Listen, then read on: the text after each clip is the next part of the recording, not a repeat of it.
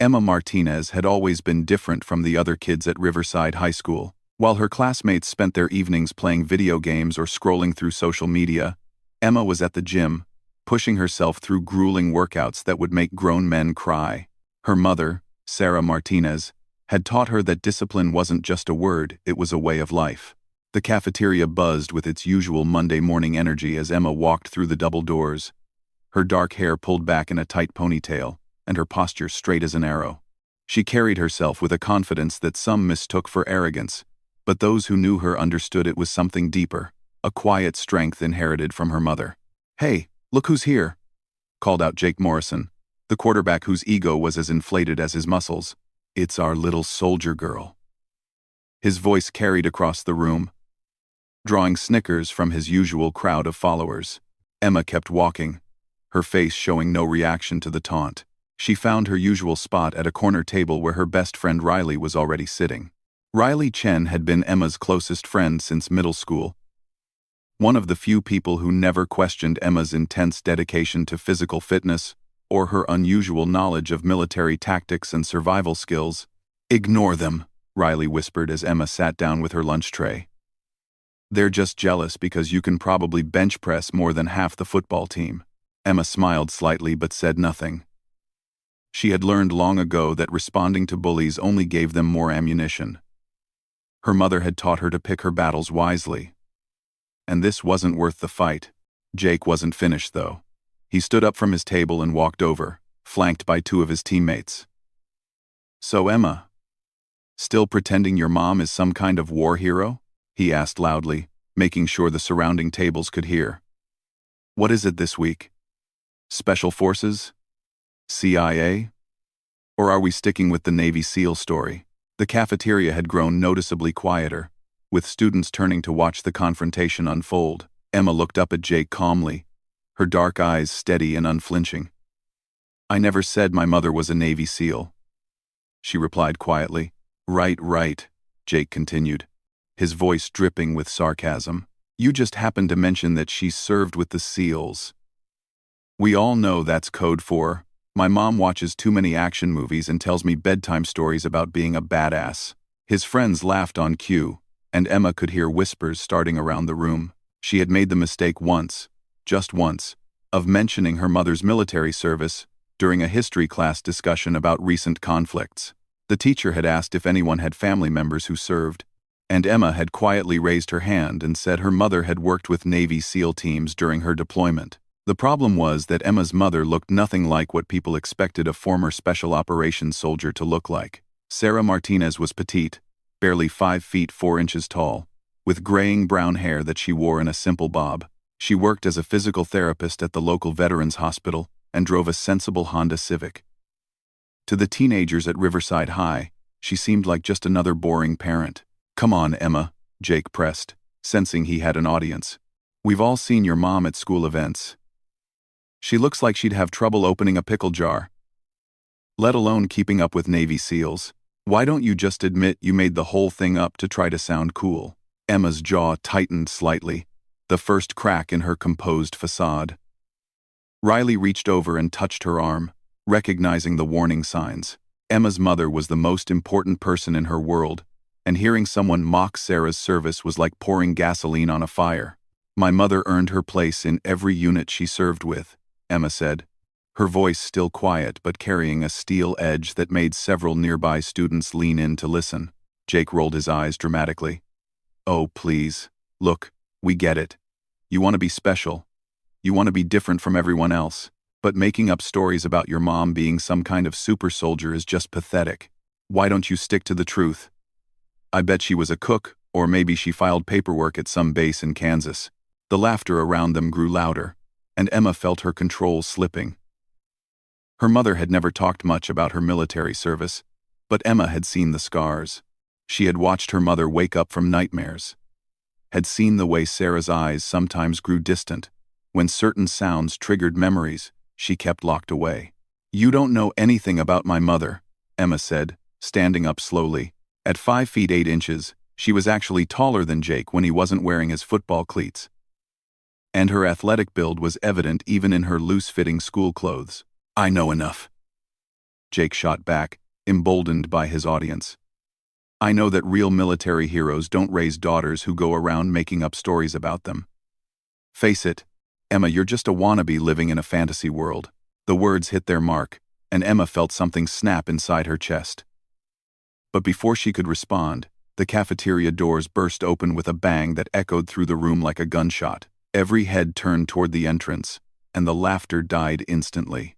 Standing in the doorway was a woman who commanded attention without saying a word. She was wearing dark jeans, combat boots, and a simple black t-shirt.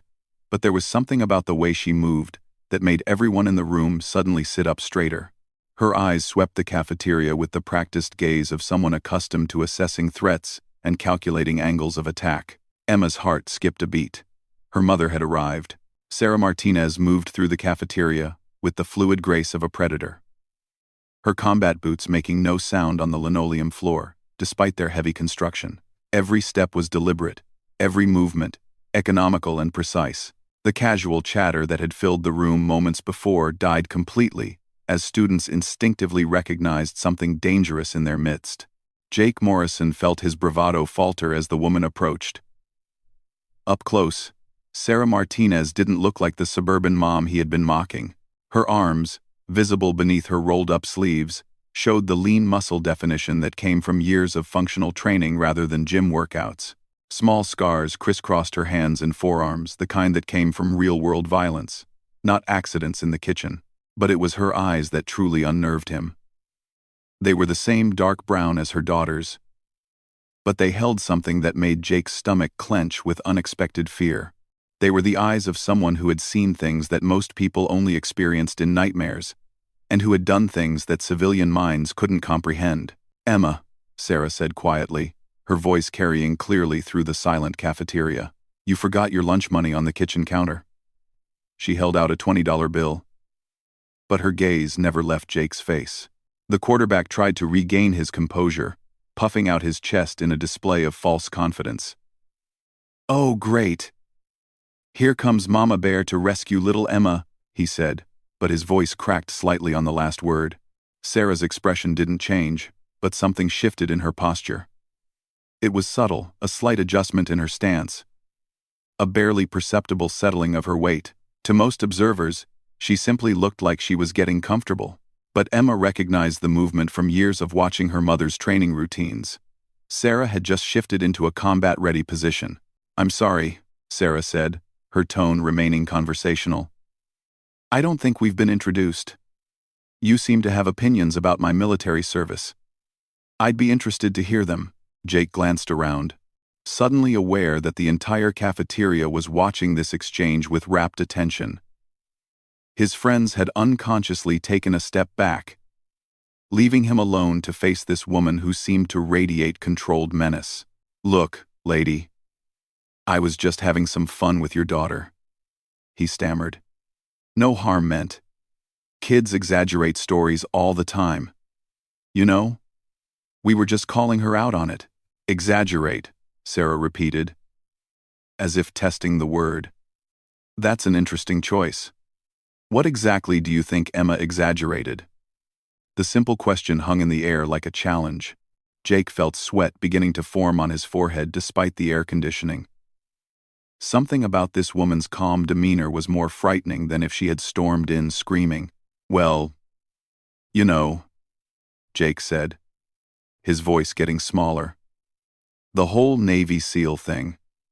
I mean, no offense, but you're kind of small. And you work at a hospital, right? It just doesn't add up. Sarah nodded thoughtfully. You're absolutely right about one thing. I am small. 5'4", 130 pounds on a good day. Do you know what we called that in my unit? Jake shook his head, not trusting his voice. An advantage, Sarah continued. Smaller profile. Less body mass to maintain in harsh conditions. Ability to fit through spaces that larger operators couldn't navigate. Some of the most effective warriors I knew were compact packages. She took a single step forward, and Jake instinctively took one back. But you're also right that I work at a hospital. I'm a physical therapist specializing in combat trauma rehabilitation. Do you know why I chose that specialty? Again, Jake could only shake his head. Because I understand exactly what bullets, shrapnel, and explosive devices do to the human body. I've seen it firsthand. And I've experienced it myself. She turned slightly, showing a faint scar that ran along her left temple, disappearing into her hairline. Improvised explosive device, Kandahar Province, 2018. I was the medic attached to a SEAL team conducting night raids against Taliban leadership targets. The cafeteria was so quiet that the hum of the fluorescent lights seemed deafening. Even the lunch staff had stopped what they were doing to listen. Emma didn't exaggerate anything, Sarah continued, her voice still maddeningly calm. She said I served with Navy SEALs, which is accurate. I was a special operations combat medic, attached to various SEAL teams during 3 separate deployments. My job was to keep America's finest warriors alive when everything went wrong. Jake's face had gone pale.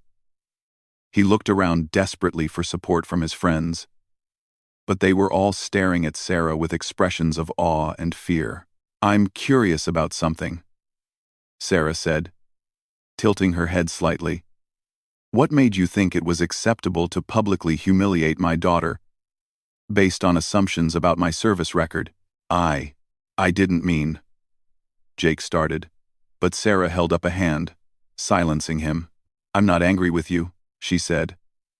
And somehow, that was more terrifying than if she had been shouting. Ignorance isn't a character flaw, it's a condition that can be corrected with education. But choosing to mock someone else's family based on that ignorance? That shows something deeper.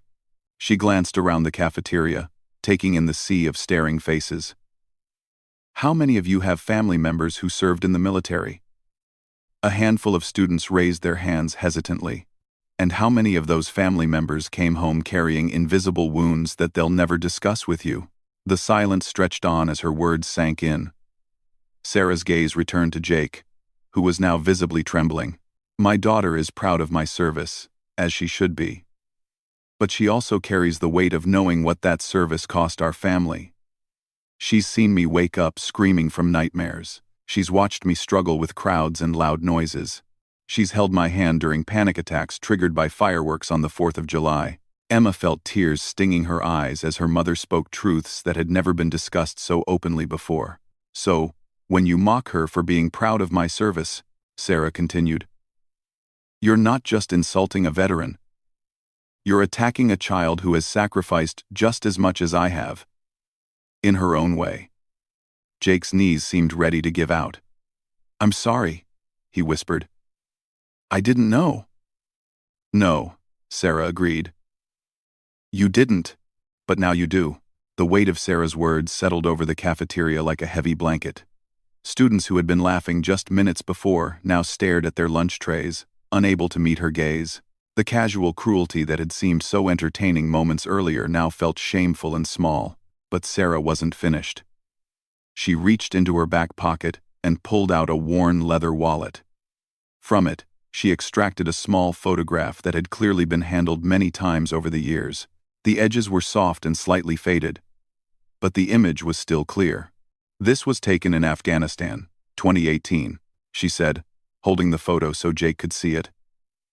That's me in the middle, with my medical kit. Those 8 men around me? Navy SEALs from Team 6. We just finished a 72-hour operation behind enemy lines. Jake leaned forward despite himself, studying the image. The woman in the photograph was unmistakably Emma's mother. But she looked like a completely different person. Her hair was shorter, hidden mostly under a tactical helmet. Her face was leaner, hardened by months in a combat zone.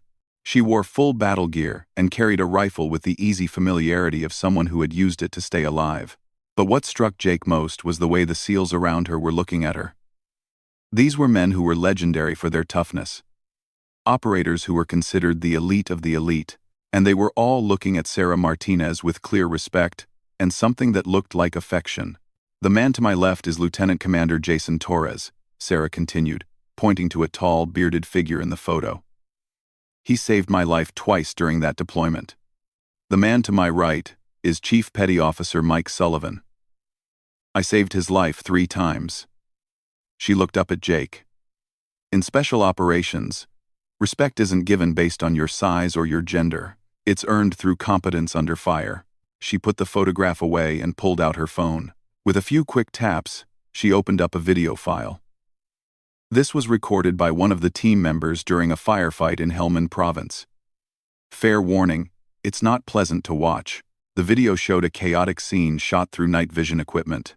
Green-tinted figures moved through what looked like a bombed-out building, while the sound of gunfire echoed from all directions. The camera followed a small figure carrying a large medical pack as she ran toward a wounded soldier under heavy enemy fire. "That's you," Emma said quietly, recognizing her mother's movement patterns even in the grainy footage. 20-year-old Taliban fighter had us pinned down with a machine gun from the second floor, Sarah explained without emotion. Torres took shrapnel in his leg and couldn't move. I had to cross 30 meters of open ground to reach him while they were shooting at anything that moved.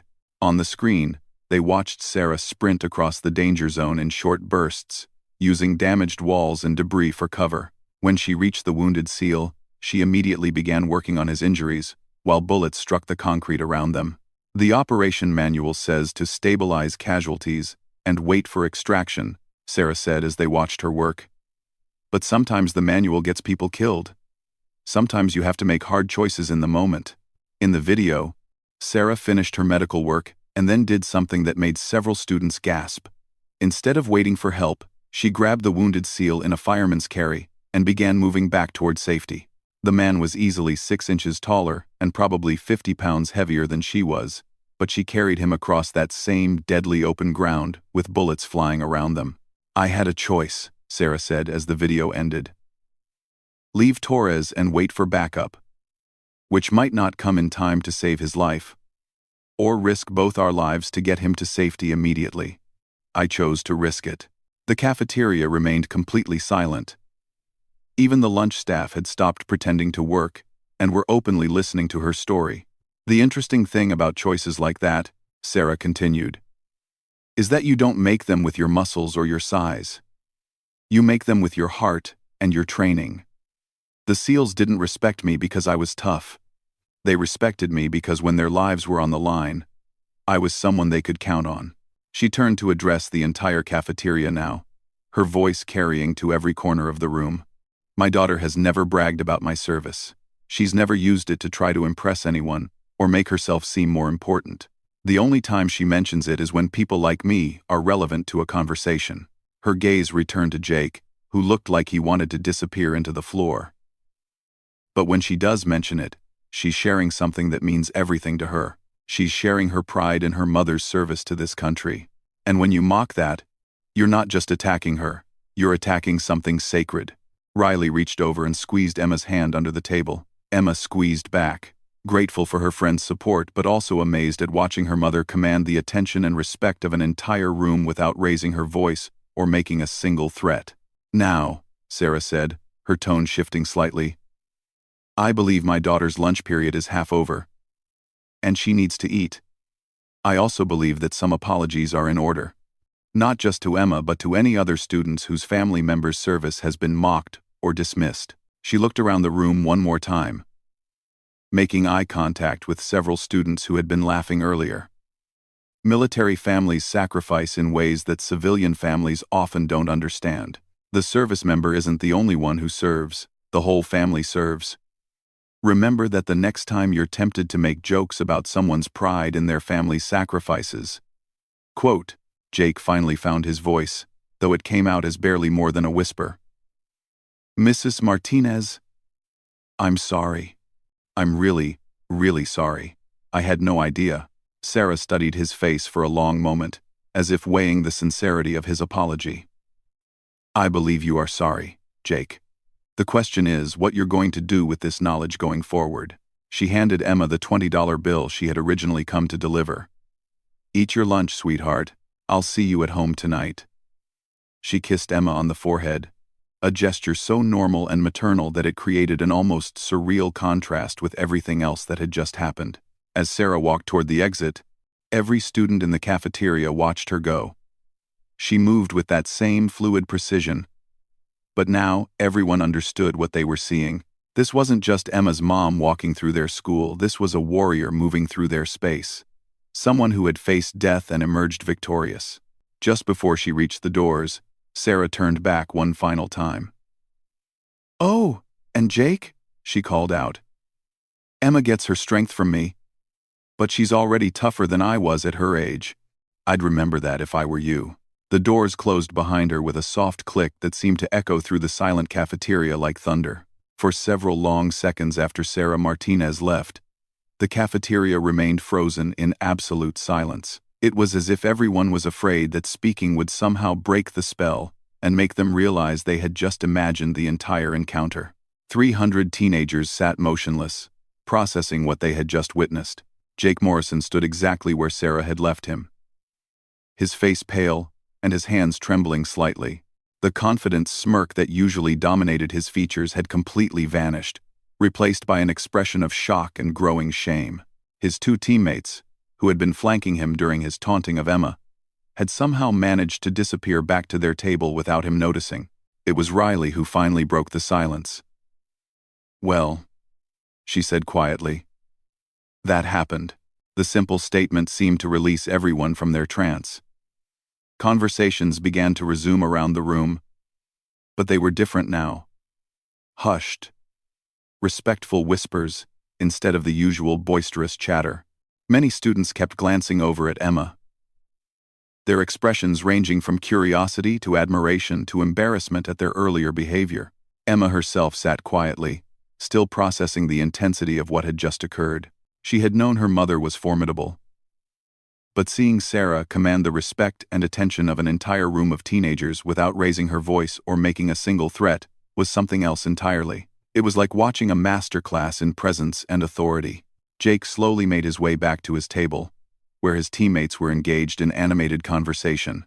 As he approached, they fell silent, looking at him with expressions he wasn't used to seeing.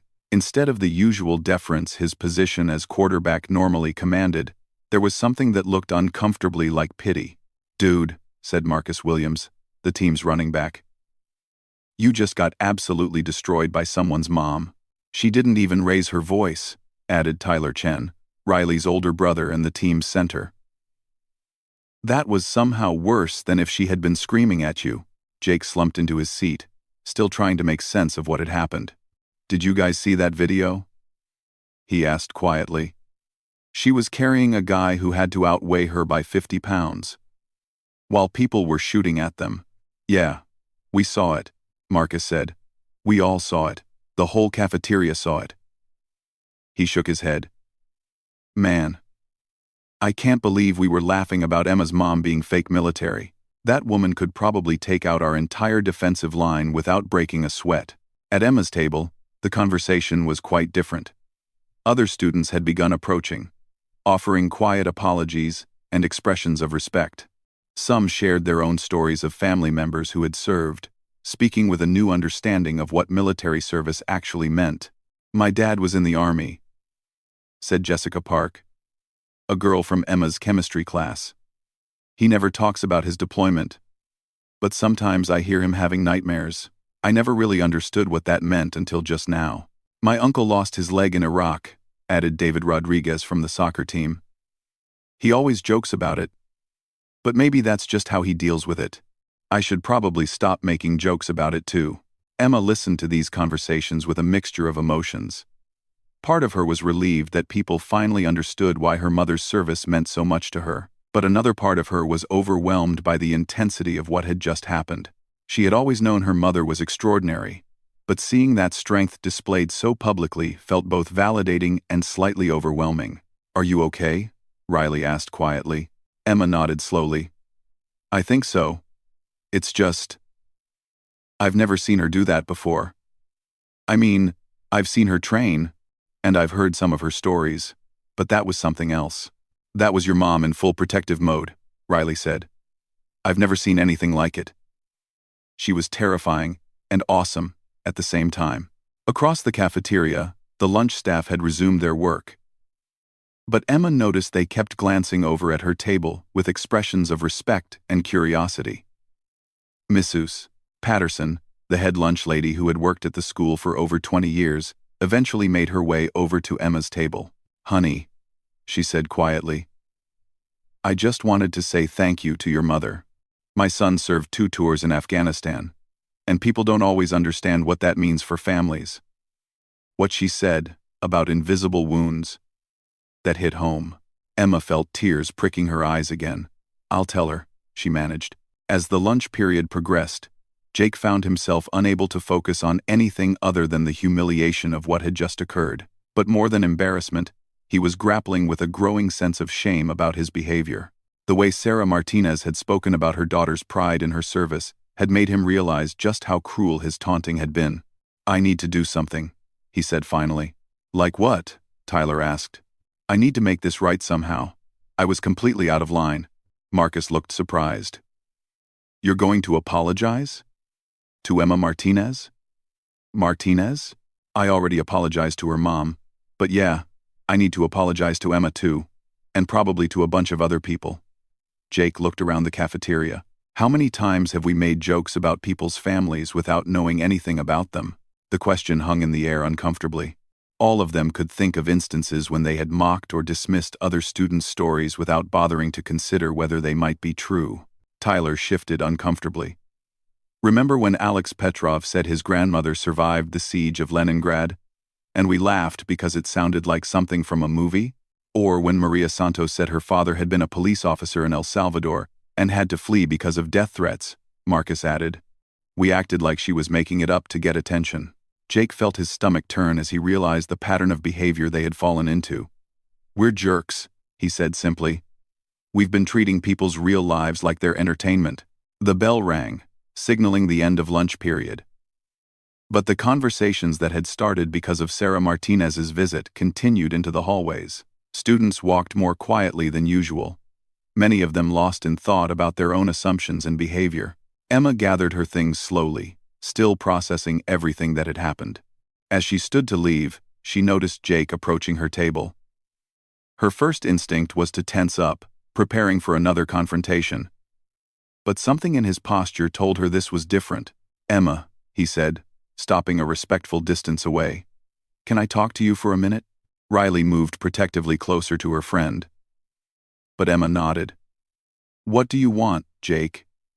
I want to apologize," he said, his voice lacking any of its usual bravado. "Not because your mom scared me, though she definitely did, but because what I did was wrong. I had no right to mock your family or make assumptions about your mother's service." Emma studied his face, looking for signs of insincerity or sarcasm, but found none. "Okay," she said cautiously. "I also wanted to say that, after seeing that video and hearing your mom talk about her service, I understand why you're proud of her. She's incredible, and you have every right to be proud of that." The sincerity in his voice was unmistakable, and Emma felt some of the tension in her shoulders ease. "Thank you," she said quietly. "Is there anything I can do to make up for what I said?" Jake asked. Emma considered the question for a moment. "Maybe just remember this feeling the next time you're tempted to make fun of someone's family. Everyone has a story, and most of those stories are more complicated than they seem on the surface." Jake nodded solemnly. "I will. I promise." As Emma and Riley walked to their next class, Emma couldn't help but smile slightly. Her mother had not only defended her honor, but had also managed to teach an entire cafeteria of teenagers a lesson about respect, service, and the power of words. It was, she thought, exactly the kind of thing a real hero would do. The news of what happened in the cafeteria spread through Riverside High School like wildfire. By the time the final bell rang, every student in the building had heard some version of the story about Emma Martinez's mother confronting Jake Morrison. The details grew more dramatic with each retelling. But the core message remained the same. Emma's claims about her mother's military service had been spectacularly vindicated. Emma found herself in an entirely unfamiliar position as she walked through the hallways. Instead of being the quiet, somewhat isolated student she had always been, she was now the center of attention. Students who had never spoken to her before nodded respectfully as she passed. Others stopped her to ask questions about her mother's service or to share their own family's military stories. The attention was both gratifying and overwhelming. Emma had spent years being either ignored or mildly mocked by her classmates. Having them suddenly treat her with respect and curiosity was a dramatic shift that she wasn't entirely sure how to handle. "This is so weird," she confided to Riley as they walked to their lockers. "Yesterday I was just the weird girl whose mom works at the VA hospital. Today people are acting like I'm some kind of celebrity." "Well, your mom did just become the most legendary parent in school history," Riley pointed out. "I've heard at least 6 different versions of what happened, and in 2 of them, she was wearing her military uniform and carrying weapons." Emma laughed despite herself. She was wearing jeans and a t-shirt, and the only weapon she had was the truth. "Sometimes that's the most powerful weapon there is," Riley said with a grin. As they reached Emma's locker, they found a small crowd of students gathered around it. Emma's heart sank, wondering if this was going to be another confrontation, but as she approached, she realized the students were actually leaving notes and small gifts. "What's all this?" Emma asked, genuinely confused. "Apology notes. Mostly," said Sarah Kim, a sophomore who Emma recognized from her math class. "A lot of people realize they've made assumptions about military families, and they wanted to say they're sorry." Emma picked up one of the notes and read it quietly. It was from a girl in her English class, whose brother had served in the Marines. The note explained that she had always downplayed her brother's service because she was afraid people would think she was bragging, but seeing Emma's courage had inspired her to be more open about her pride in her family's sacrifice. Another note was from a boy who admitted that he had made fun of a classmate's story about his father being a Vietnam veteran. He wrote that after hearing about Emma's mother, he realized how hurtful his comments must have been and planned to apologize. "This is incredible," Emma murmured, reading through more of the notes. "I had no idea how many people have family members who served." "Military families are everywhere," said a voice behind her. Emma turned to see Mrs. Henderson, her history teacher, approaching with a warm smile. "We just don't always talk about it openly. What your mother did today was special, Emma. She reminded all of us that service comes in many forms and that every family story matters." Mrs. Henderson paused, then added quietly, "My husband served 3 tours in Iraq. He's struggled with PTSD for years. What your mother said about invisible wounds, it meant a lot to hear someone talk about that so honestly." Emma felt the familiar sting of tears in her eyes. "Thank you, Mrs. Henderson. I'll tell my mom what you said." As the crowd around her locker began to disperse, Emma noticed Jake Morrison approaching. He looked nervous but determined, and he was carrying something in his hands. "Emma," he called out, "can I talk to you again?" Riley tensed beside her friend, but Emma nodded. Jake had seemed genuine during their earlier conversation, and she was curious about what else he might have to say. "I've been thinking about what happened today," Jake said, stopping a respectful distance away. "And I realized that apologizing to you isn't enough. I need to do something more." He held out what he was carrying, a poster board covered with signatures. "I talked to the football team, the basketball team, and a bunch of other students. We want to organize something to honor military families at our school. Maybe a special assembly or a fundraiser for the VA hospital where your mom works." Emma stared at the poster in amazement. Dozens of signatures covered the surface, along with small messages of support and respect. At the top, Jake had written, "Honoring our heroes' families," in neat block letters. "You did this in one afternoon?" Emma asked. "Once I started talking to people about it, everyone wanted to get involved," Jake explained. "It turns out a lot of students have military family members, and they've all felt like they couldn't talk about it openly. Your mom didn't just defend you today, she gave all of us permission to be proud of our family's service." Emma took the poster board with shaking hands. "This is amazing. Jake, thank you. It was the least I could do," Jake said, his voice sincere. "And Emma? I hope you'll help us organize whatever we decide to do. You understand this stuff better than any of us." As Jake walked away, Emma stood in the hallway holding the poster and feeling overwhelmed by the day's events. In the space of a few hours, her entire social dynamic at school had been transformed. She was no longer the girl whose family stories people doubted. She was the girl whose mother had earned the respect of an entire school. "So," Riley said, grinning at her friend, "how does it feel to be the daughter of a living legend?" Emma laughed, wiping away tears she didn't realize had been falling. Honestly, it feels like being my mother's daughter has always felt. She's been a hero my whole life. It's just nice that other people finally see it too. The two friends walked out of the school together, past clusters of students still discussing the day's events. As they reached the parking lot, Emma spotted her mother's Honda Civic waiting in the pickup line. Sarah was reading a book, looking exactly like what she was, a suburban mom waiting for her daughter after school. But Emma saw her differently now. She had always known her mother was extraordinary, but today she had watched Sarah share that strength with an entire community. Her mother hadn't just defended her daughter, she had educated a room full of teenagers about respect, service, and the complexity of military families.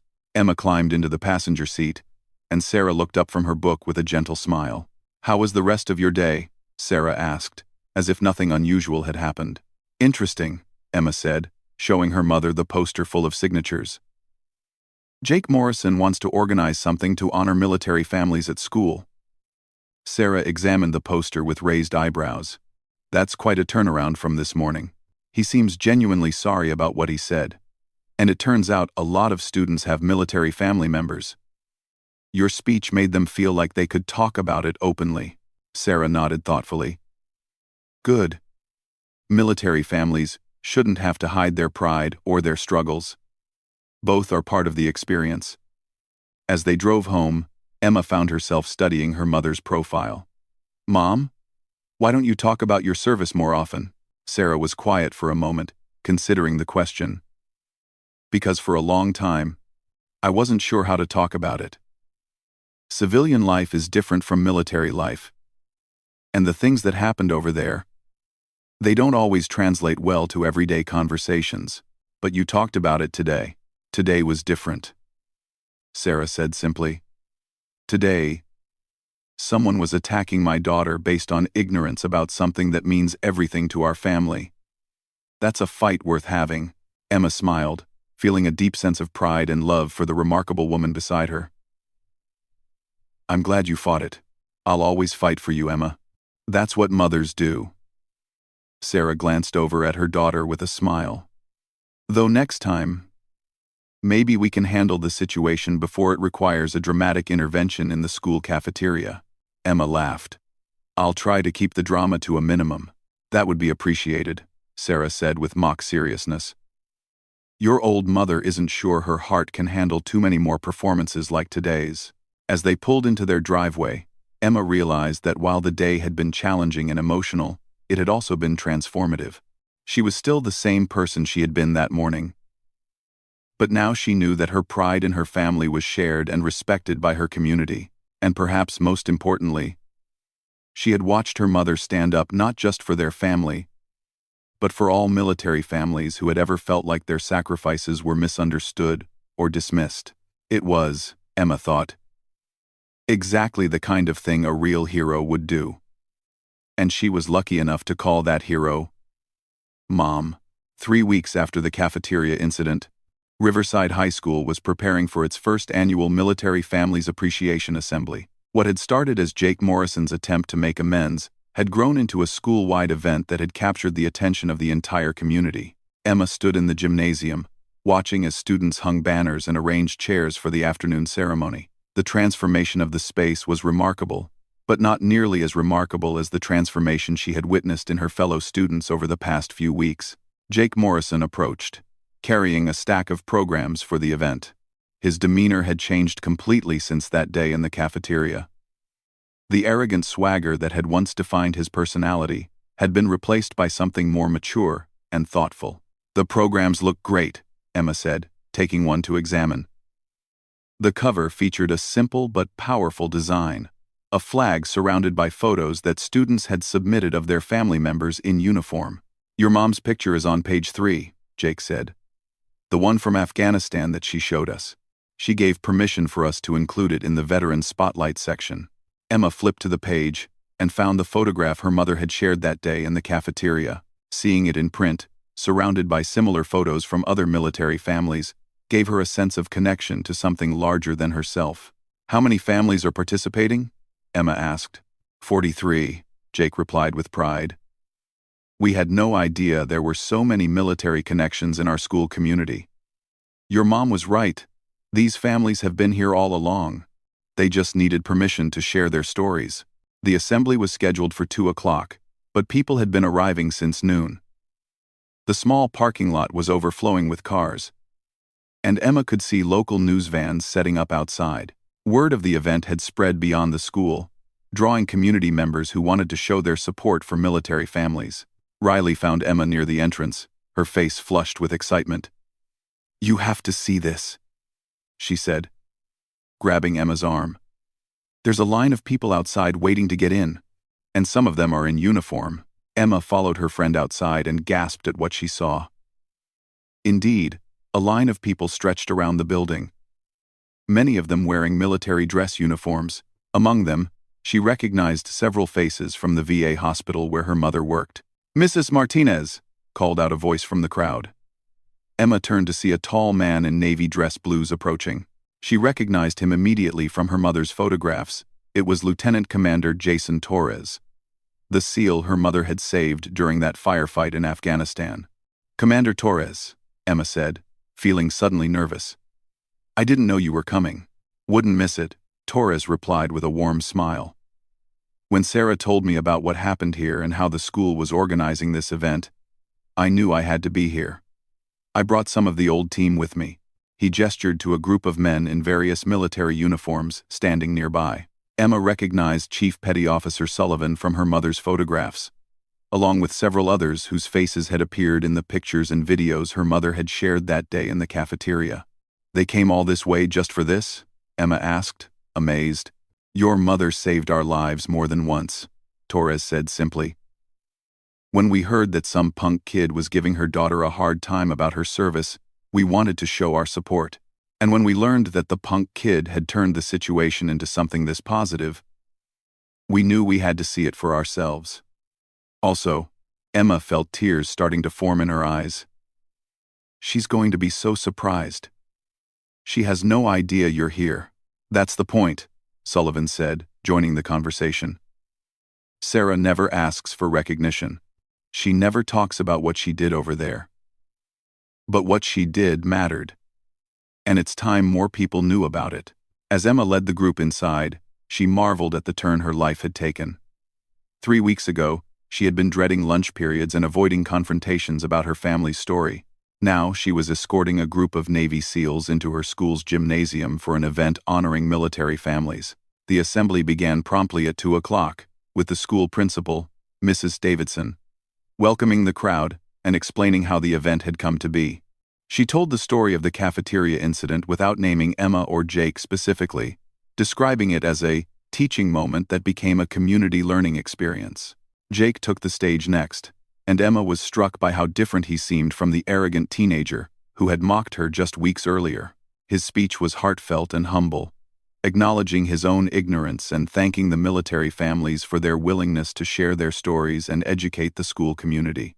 "I learned something important that day," Jake said, his voice carrying clearly through the packed gymnasium. "I learned that real strength isn't about being the biggest or the loudest. Real strength is about serving something bigger than yourself, and about the families who support that service." The program continued with students reading essays about their military family members, a presentation by the school's history department about local military history, and performances by the choir and band. But the highlight came when Mrs. Davidson called Sarah Martinez to the stage.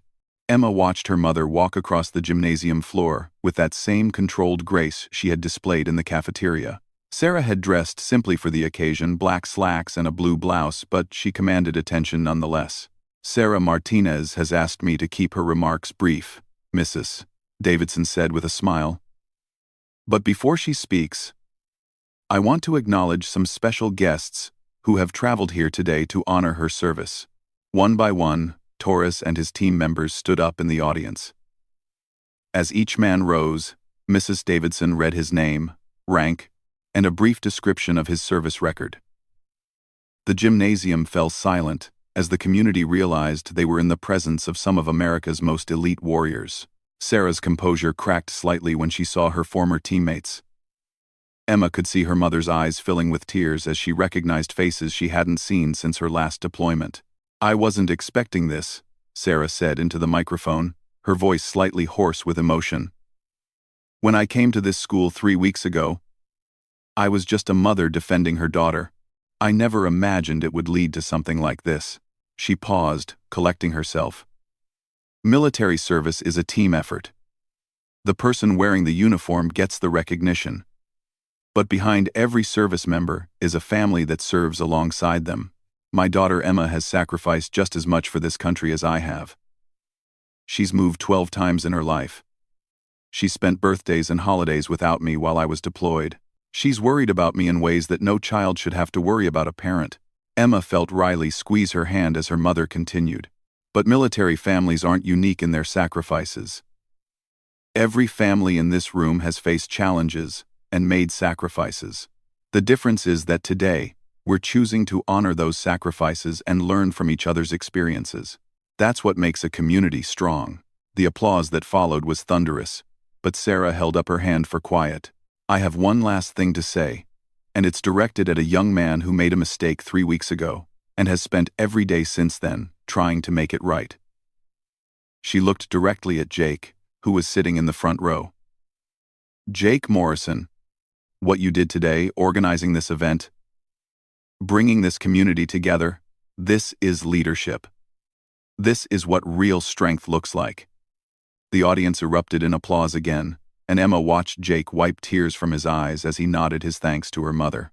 As the assembly concluded and people began to file out of the gymnasium, Emma found herself surrounded by classmates, teachers, and community members who wanted to shake her hand and thank her family for their service. But the moment that mattered most came when Commander Torres approached her one final time. "Your mother never told you the whole story about that firefight in Afghanistan," he said quietly. "She didn't just save my life that day.